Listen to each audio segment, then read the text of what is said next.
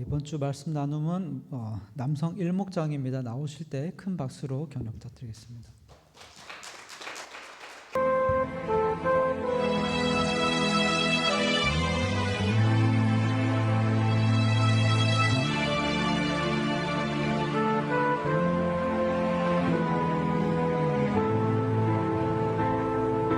주여 우리의 죄를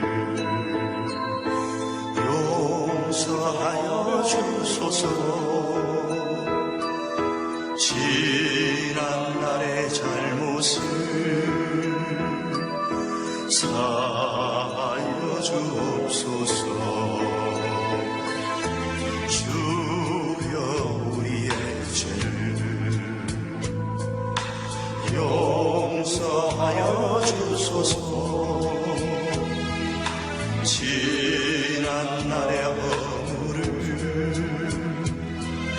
사하여 주옵소서. 주여 주여 나의 죄를 위하여 주여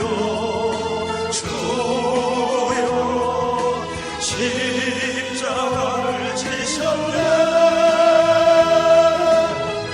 주님 가신 그 길을 나도 걸어가네. 주님 가신 그 길을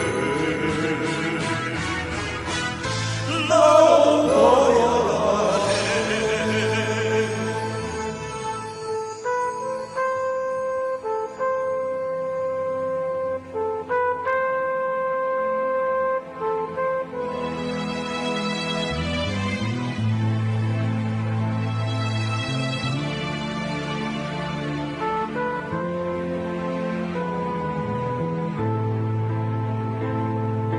주여 우리의 죄를 용서하여 주소서. 지난 날의 잘못을 사하여 주옵소서. 주여 우리의 죄를 용서하여 주소서. 지난 날의 허물을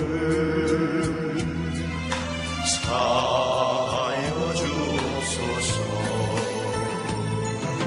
주여 주여 나의 죄를 위하여 주여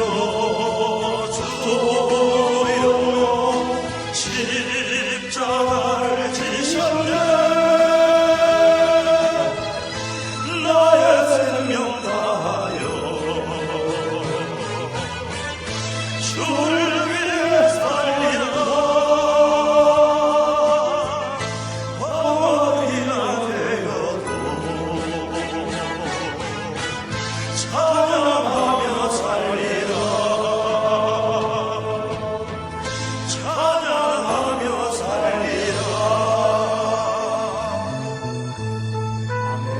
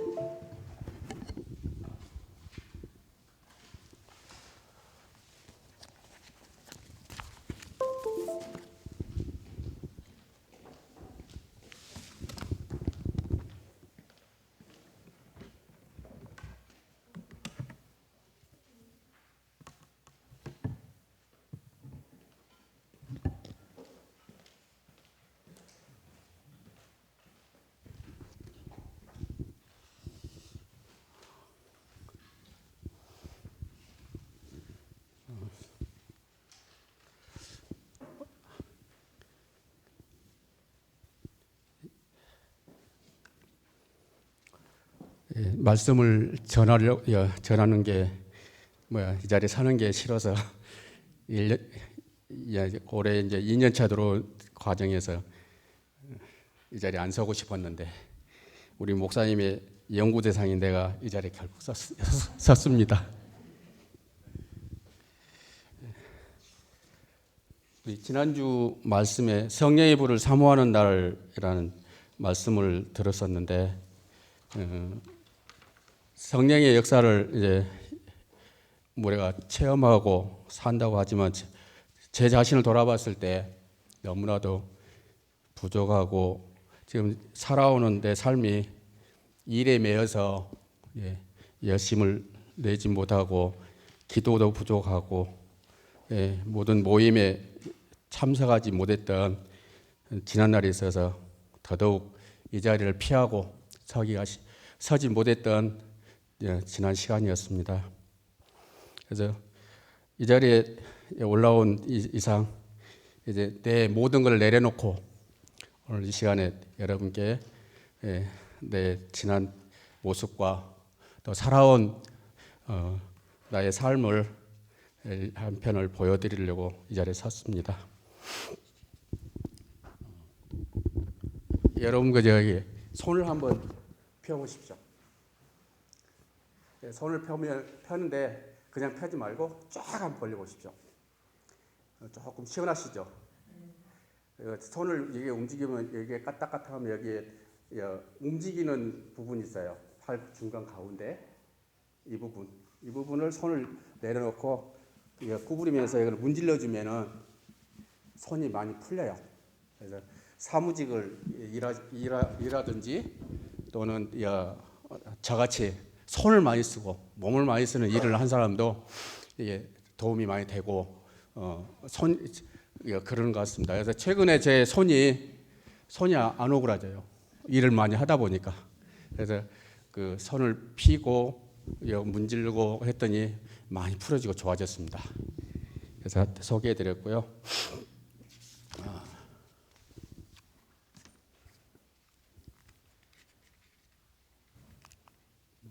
자꾸 뒤만 돌아봐지네.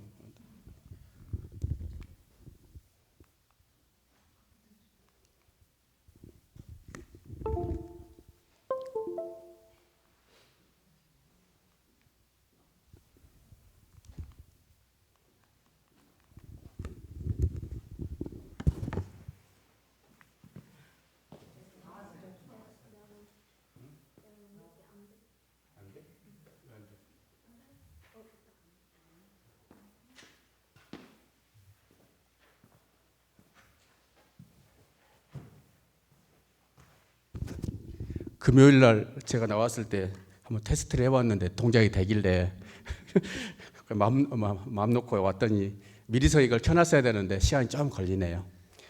인터페이스가 이제 돼가지고 떠 있는데요.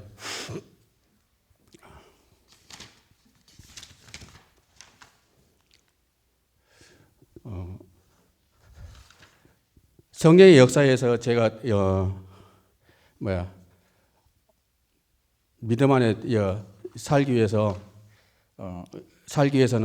우리가 진정한 회개가 있을 때 성령님의 역사가 있을 줄 믿습니다. 그래서 진정한 회개는 감정적인 눈물과 일시적인 후회로 되지 않습니다.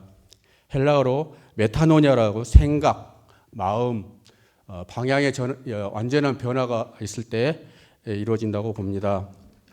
그래서 요한복음 8장 11절에 말씀에 보면은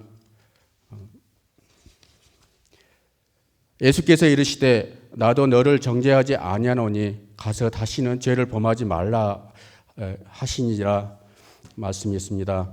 또한 회개하지 않은 솔로몬의 결말은 좋지 않았습니다. 하나님은 죄를 지은 후 돌이키지 아니하는가를 판단하십니다. 그렇지만 다윗은 하나님 마음에 합한 자였습니다.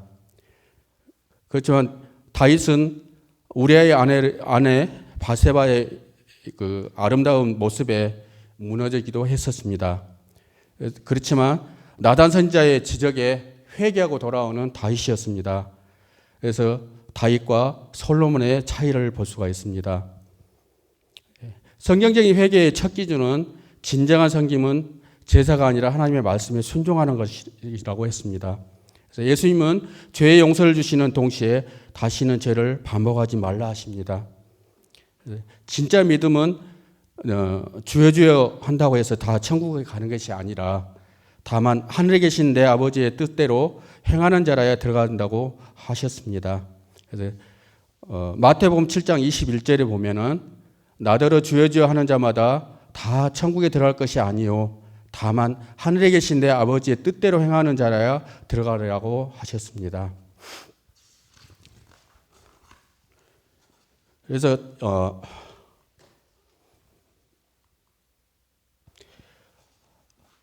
더 구체적으로 다윗이 죄책감에서 자유로워졌던 것을 한번 살펴보겠습니다. 우리가 혼자 있을 때는 죄책감, 습관, 반복된 실수를 합니다. 성경에 속한 사람 다윗도 실수할 수가 있고 간음, 거짓말, 살인을 했던 실수를 범했습니다. 진짜 회개는 미안해요가 아니라 하나님 저를 바꿔주세요 하는 마음으로 하나님 앞에 나아가야 됩니다.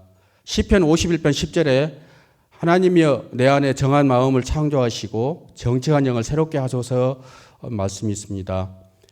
그래서 하나님 저는 어떻게 해야 할까요? 반문할 때 첫째, 죄를 정직하게 인정해야 됩니다. 그리고 두 번째, 그 슬픔을 하나님께 들고 나아가야 되고, 셋째, 죄를 등지고 돌아서야 됩니다. 그리고 넷째, 그 자리를 하나님의 말씀과 은혜로 채워야 합니다. 그리고 다섯 번째, 용서를 받습니다. 그래서 이미 하나님은 우리를 기다리고 계십니다. 그래서 회개는 회복의 시작이요. 우리는 회복의 시작이므로 우리를 다시 일어날 수 있습니다. 왜냐하면 하나님은 포기 않고 기다리신 분이기 때문입니다.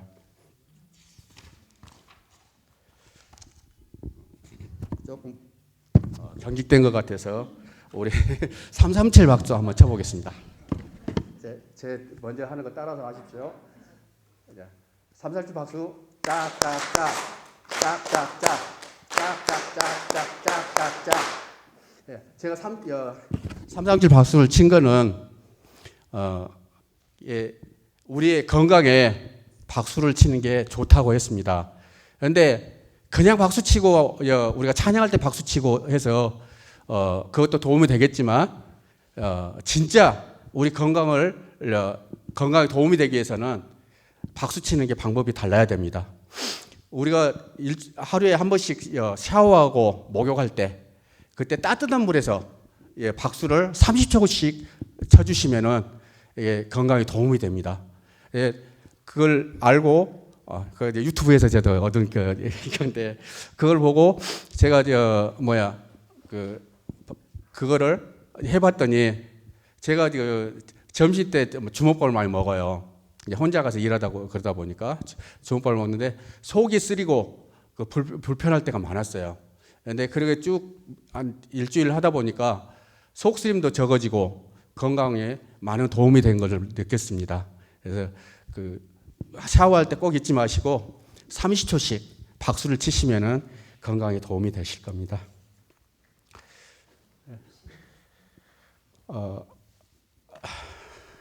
제가 이 자리에 이제 선 것은 이 서기를 싫어했던 거는 이제 지금부터 드리려고 하는 제 인생의 지난 삶을 여러분들 드리는 게 그렇게 싫어서 이 자리에 안 서고 왔었는데 이제 2년차 이제 우리 목자 모임을 갖고 이렇게 하다 보니까 저도 이제 물들어가지고 이 자리에 나와서 내 지난 삶을 여러분한테 들려주시고 여러분이 진정으로 성령 은혜를 충만하고 은혜를 받을 수만 있다면 내 자신이 조금 망가지더라도 이 시간 한번 내려놓고 여러분에게 내 인생의 지난 과거를 들려드리고 싶습니다. 저희 아버지는 제가 어렸을 때 아버지 어렸을 때 건강하고 자유스러운 몸으로 건강하게 태어나셨어요.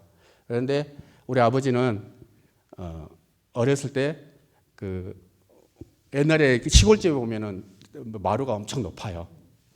거기서 뛰어내리고 막 하다가 장난하고 놀다가 마당에 쫙 펼쳐져 있는 닭장 풀어놓은 거에 그 긴 못이 있어요. 그 못에 발을 발이 찔려가지고 거기에서 이제 상처를 입어가지고 그 치료한다고 했는데 옛날에는 된장 바르고 뭐 바르고 그래갖고 그렇게 옛날 사람들은 치료하고 살았어요. 그러다 보니까 그때는 나섰어요. 나섰는데 이제 청년기에 들어왔을 때 그 못자국이 제 생각에는 파상풍으로 그런 것 같은데 그게 이제 그 다시 도지기 시작했어요. 그래서 그걸로 인해 가지고 그걸 고치려고 전국 방방곡곡을 다니고 저기 하다 우리 말로 옛날 어른들 말로 그 지고를 맞았다고 하죠.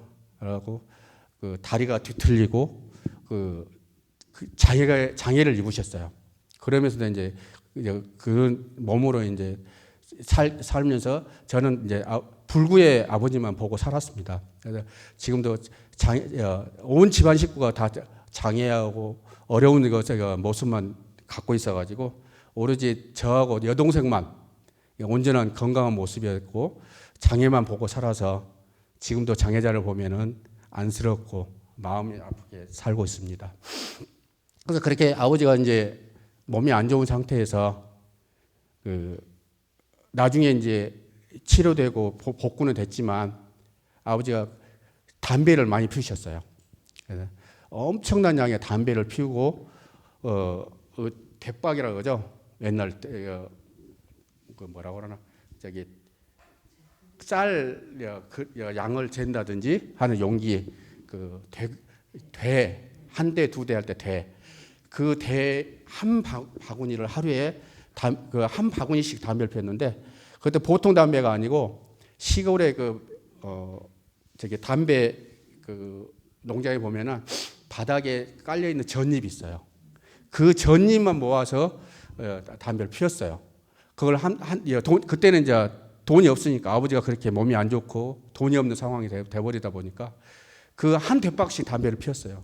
그러다 보니까 그게 이제 나중에 그 몸이 안 좋아져 가지고 일생을 기침하고 그 폐까지 나빠지는 그런 상황으로 치달아갖고 그런 몸으로 아픈 모습만 기억나는 그런 아버지의 모습이었습니다.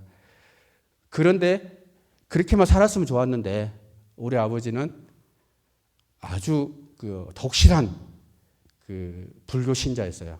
불교 신자라 했을까? 아니면은 그 어떤 무당의 모습을 따라갔다고 해야 될까? 나중에는 얼마나 저기 했던지 중이 지나가고 스님이 지나가면은 우리 집은 빼놓지 않고 꼭 들려요.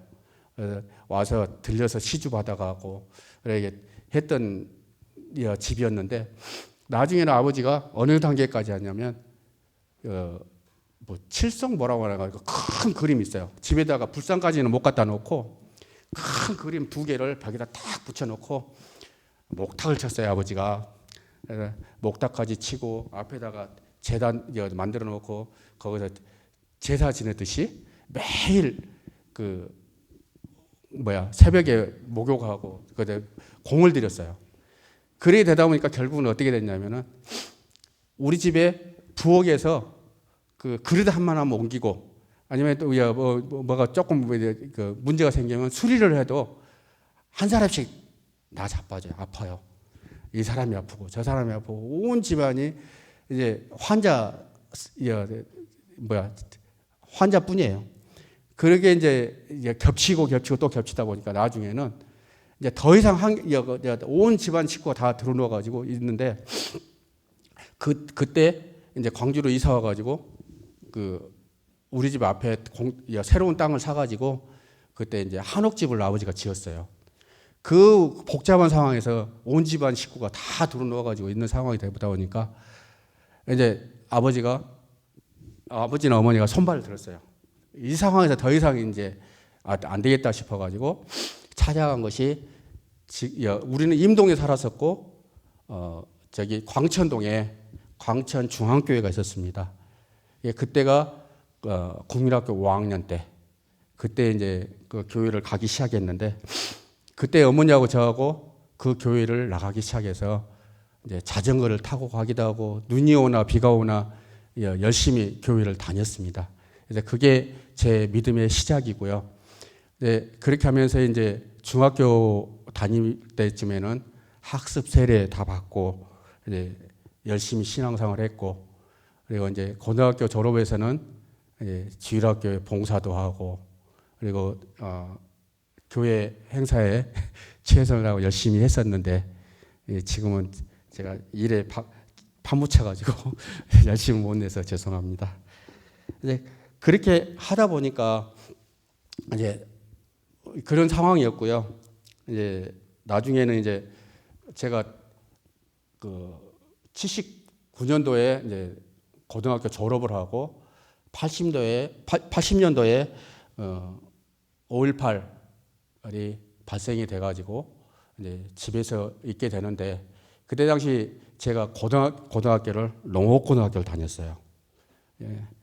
오늘 이제 여기서 공식적으로 말씀드리는데 농업고등학교를 졸업하고 하다 보니까 우리 아버지가 그 불구의 몸으로 이제 내 앞길을 열어주겠다고 너는 나한테는 1,490평을 사주시고 형님한테는 900평짜리 땅을 사주고 집도 형님 집도 지어주고 내 거치할 집도 마련했고 그렇게 아버지가 하셨어요. 근데 내가 고등학교 졸업하고 그 다음 해에 내 의지였고 나의 온전한 이제 아버지만 의지하고 살았었는데 다음에 아버지가 돌아가셨어요. 예, 고등학교 졸업하고 1년 딱 하고 돌아가셨는데 그때부터는 이제 어머니를 제가 모셔야 되고 또 집안에는 일가 친척이 없어요.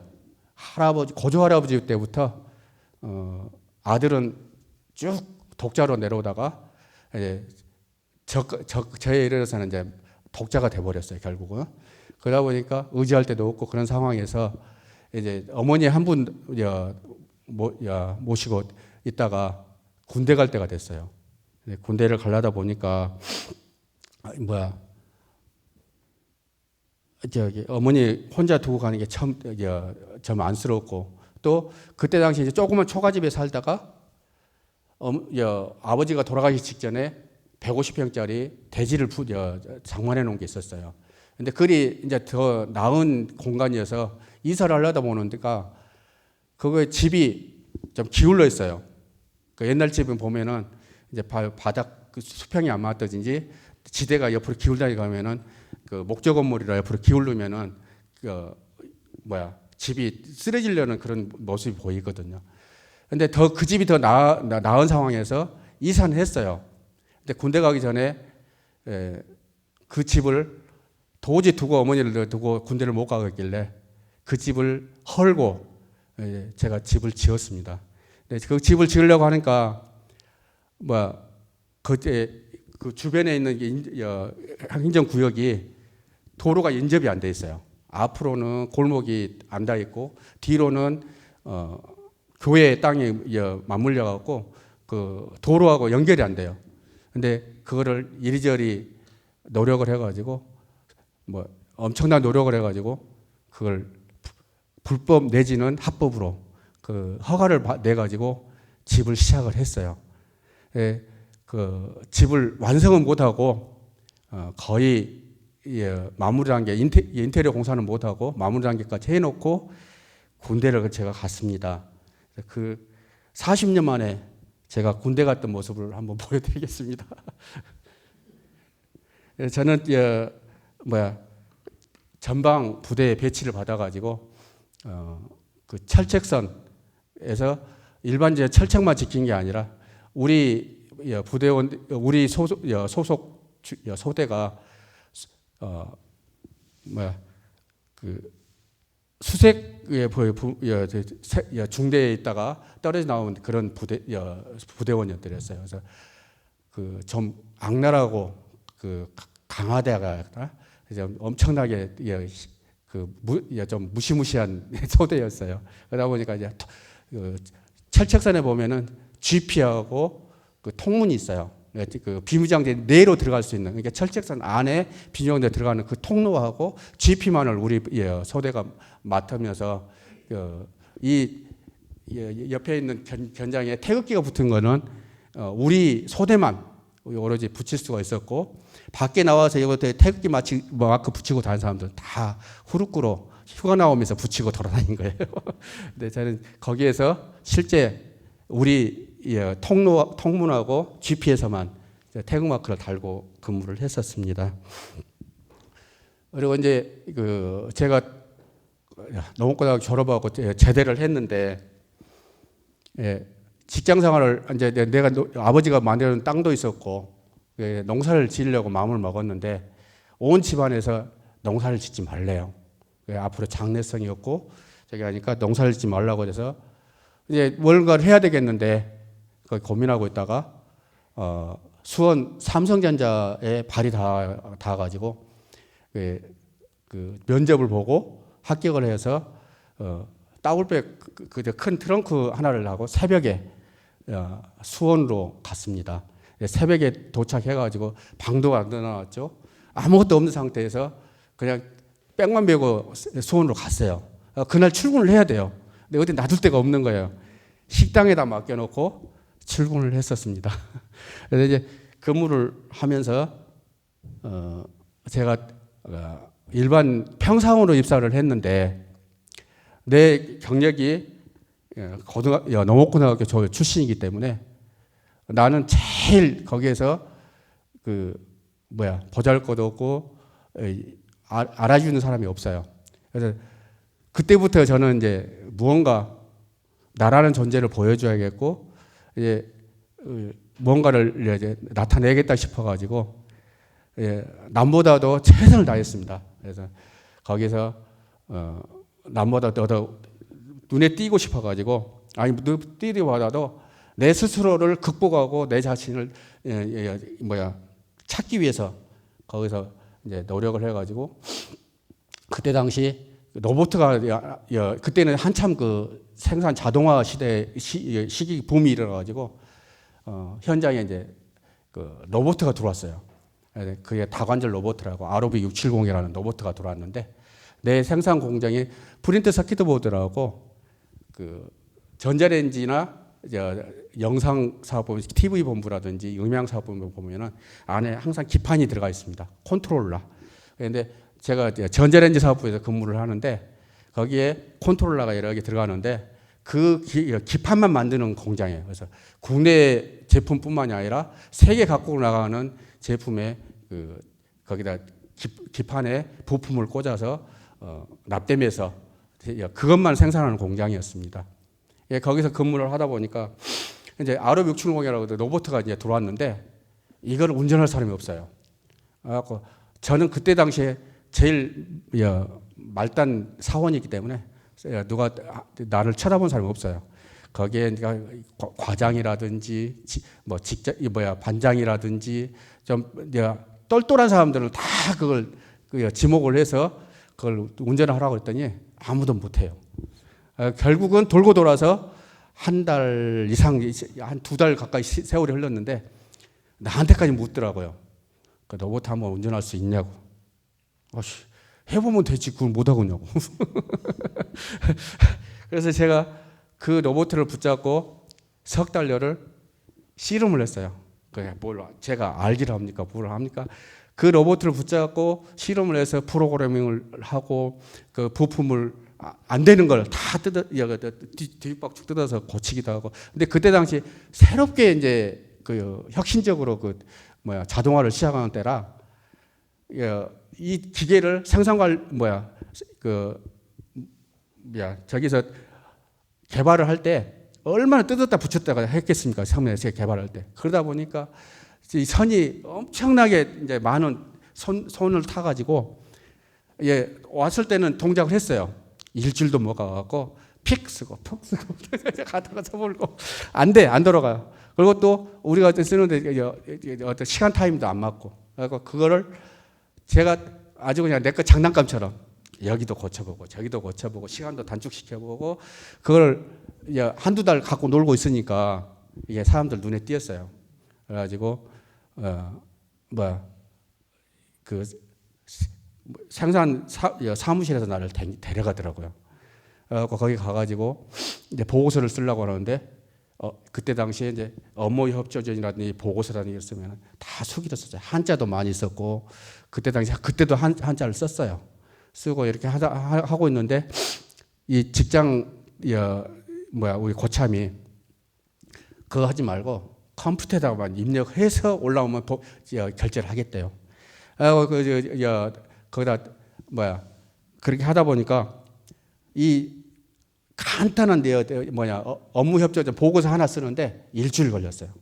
가만 놔두는 거예요. 기어코 PC에 타이핑 해갖고 올릴 때까지 그냥 한 절반쯤 써서 올리니까 그것도 빠꾸.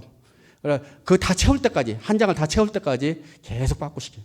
그래서 최종적으로 한 일주일 걸려가지고 거기에 이제 독수리 타법으로 톡톡톡 눌러가지고 그걸 다 집어넣어서 올렸어요. 그랬더니 그때서 이제 결제 사인을 해주더라고요.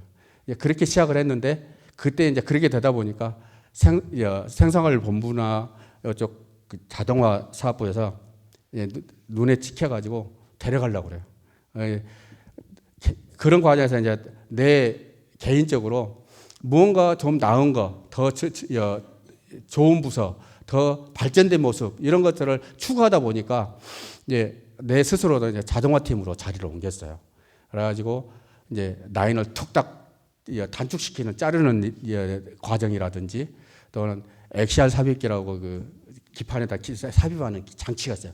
그거를 자동으로 삽입할 수 있는 업체를 갖다 컨택해가지고 자동화 시키고 그다음에 레디얼 삽입이라고 해갖고 이형 부품을 삽입하는 기계라든지 이런 것들을 이제 남보다도 더 거기에 또 관심을 두고 저기 해가지고 더 나은 방법으로 남이 못 해놓은 부분을 이제 개선을 하고 사람 인력을 감축시키고 라인을 잘라내고 하다 보니까 거기서 인정을 받았어요.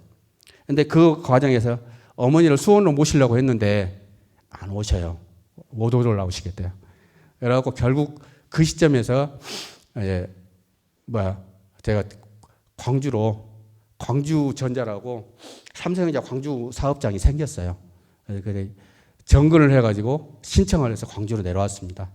광주로 내려와서 보니까 광주에는 내 일자리가 없어요. 갈 데가 없어. 그때 당시 전동공구 사업이라고 광주에 새로운 사업이 시작이 됐어요. 계양 전동공구라든지 이런 사업이 있었는데 광주에서는 그걸 이제 새로 시작하는 부분이에요. 공장을 짓고 그래서 거기에 온 그룹 전체에 거기에 영향을 다 보태가지고 모든 걸 거기다 지원을 하다 보니까 이제 특허 업무라든지 또는 샘플 수입이라든지 여러 가지 해외 샘플 구입이라든지 이런 것들이 다 업무가 다 비어 있어요. 일은 해야 되는데 자리가 비어 있고 그러다 보니까 나한테 특허 업무라든지 또는 이런 샘플 도입이라든지 이런 하다 보니까 그 서울 공항에 그 수시로 비행기 타는 상황이 벌어지고 또 그런 걸 가서 관세사를 만나게 되고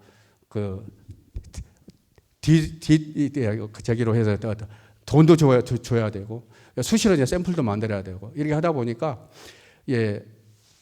그런 여기를 다 기회가 오더라고요. 그래서 믿음 안에 살고 하나님을 추구하다 보면은 이러한 것들이 제가 농업고등학교밖에 안 나왔지만 이러한 기회들을 주시고 복을 주시더라고요. 그래서 그렇게 하다 보니까 나중에는 광주에 그 전동구 사업이 이제 회장 그 업무 방침에 따라서 이게 회장이 바뀌는 순간에 이 사업이 드롭이 됐어요. 그래서 지금 현재 삼성 전동공구라는 게 이름이 없습니다. 그 좋은 장비들을 전부 타 업체로 매각시켜버리고 삼성 르노 자동차가 문을 열게 됐는데 그때 당시 삼성에서 그 핵심 부품을 가공할 수 있는 그런 그 장비들을 다 그 준비했던 거를 투자했던 거를 그 매각했던 거를 삼성이 많이 후회했다고 얘기 들었습니다. 그런 과정에서 이제 하나님의 역사하시고 함께 해주시다 보니까 이제 제가 광주에서 연구실에 가서 근무하는 상황까지 벌였어요. 그런데 삼성 역사에 농업고등학교를 졸업해가지고 연구실에서 가서 앉아서 근무한 사람은 저 하나뿐이 없었어요. 지금에도 농고생이 연구실에 가서 근무하는 사람은 없습니다. 그렇게 하나님께서 함께 해주신 걸 체험하면서 살았습니다. 이렇게 하다 보면 제가 할 얘기가 너무 길어지니까 뒷얘기가 좀 남아있거든요. 진짜 하고 싶은 얘기가 있어가지고요. 여기서 접고 다음 얘기로 넘어가겠습니다. 제가 우리 교회에 온 지가 2017년 10월인가? 그때 오기 시작했는데 벌써 8년, 9년이 됐습니다. 그 기간 중에 어느 한순간에 우리 목사님께서 24! 왜 이렇게 졸고 있어? 정신 안 차려! 2번이나 지적을 받았어요. 2번 지적을 받고 생각해 보니까 이제 내가 그때 당시만 해도 이제 그때만 해도 이제 가구 일을 하고 이렇게 하다 보니까 교회에 오면 엄청나게 쉬고 싶고 마음을 좀 내려놓고 좀 쉬고 싶은 그런 상황인데 교회에 앉으면 이게 졸려요. 마음도 편하고. 그런데 그거를 목사님 이해를 못 해주고 졸고 있다고 뭐라고 하신 거예요. 그래서 제가 그때 생각해 본 것이 그 삼성에서 이제 근무하고 이럴 때 회의록을 많이 써요. 같이 모여 앉아 있으면은 이제 위에 고참이라든지 이 사람들이 나중에 회의록을 기록하려고 하지 말고 그 당시 그 자리 회의하면서 회의록을 마치는 것이 그게 가장 최상의 업무 방법이라고 맨날 지적받았던 부분입니다. 그래서 고객들하고 미팅한다든지 업자들을 만난다든지 내부 회의를 한다든지 할 때 기록을 많이 했었어요.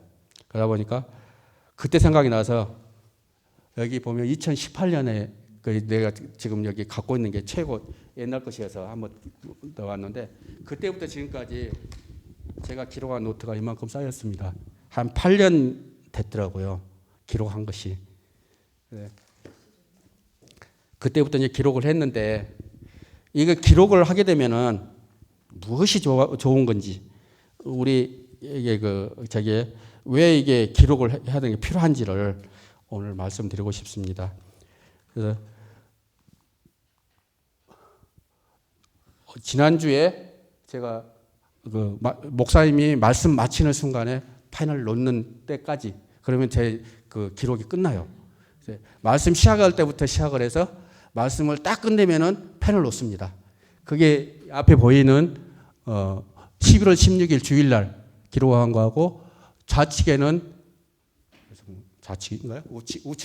우측에는 수요일날 그 목사님이 메모해 주신 그 내용지도 없고 그냥 듣고만 그 내용을 정리해서 기록한 겁니다.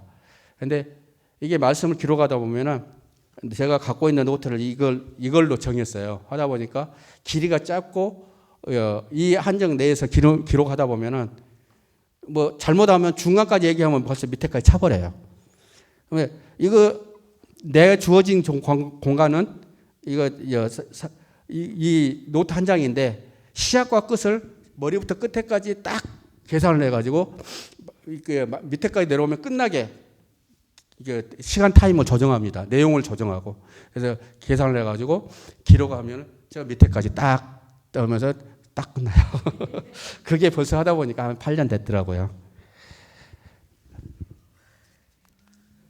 그래서 말씀을 요약하고 기록하면 그 지적인 측면에서 보면은 집중력 강화하고 딴 생각을 방지하게 해줍니다.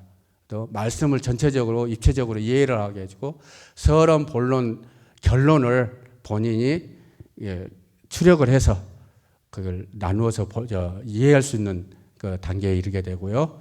그리고 핵심 메시지를 명료하게 본인이 체험하게 됩니다. 그리고 단 하나의 핵심 주제를 스스로 필터링하게 되고 그리고 말씀의 중심인 알맹이를 놓치지 않게 해줍니다. 영적인 측면에서 보면은 성령님의 인도하심을 기록을 하게 되는데 설교를 듣는 중 마음이 강하게 와닿는 부분을 느끼게 되고 그걸 또 별도로 본인이 와닿으면 별마크나 느낌표를 할 수가 있습니다.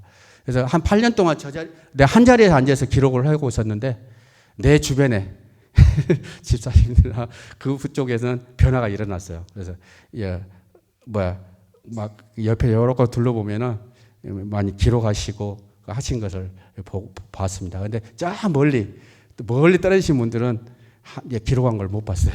그래서 우리 김 장로님하고 이제 앞뒤에 집사님들 몇 분이 기록한 걸 봤는데 진짜 기록이 좋더라고요. 그래서 지금부터 한번 기록해 보시고요.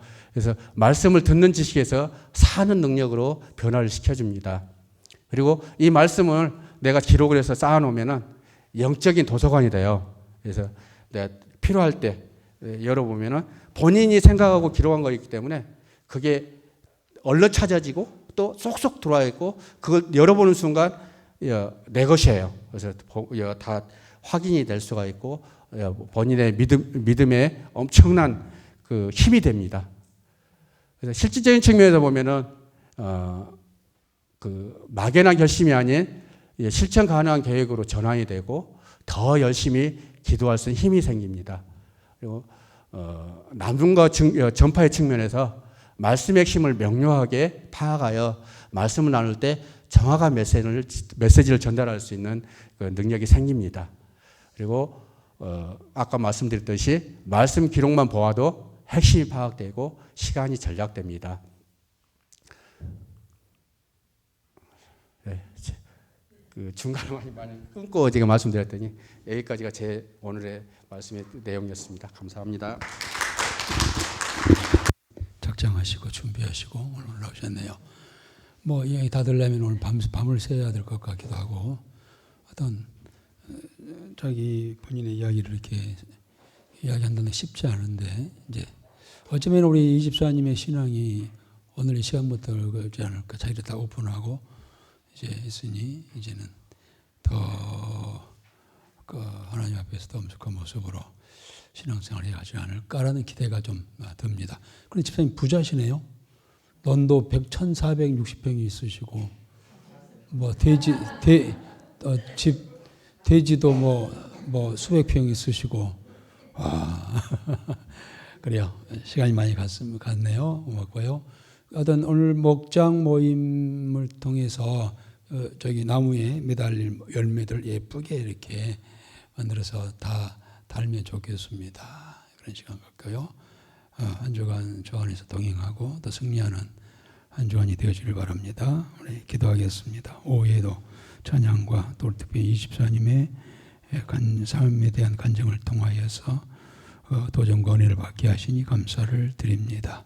자, 이후에 우리 목장 모임에 대해서도 그 큰 은혜 나누게 알려주시고 무엇보다도 있어질 우리 세가족 초청 대잔치에 우리 모든 우리 성도들이 한 마음 한 뜻 한 생각 한 말로 추진해 가게 해주시고 기쁨의 시간들 되게 하옵소서.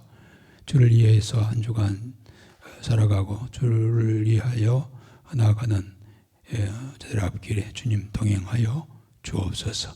승리의 그러한 일들이 시간들이 되게 해주시고 많은 간증들이 새겨지는 그런 한 주간 되게 하옵소서. 예수님의 이름으로 기도드리옵나이다. 아멘.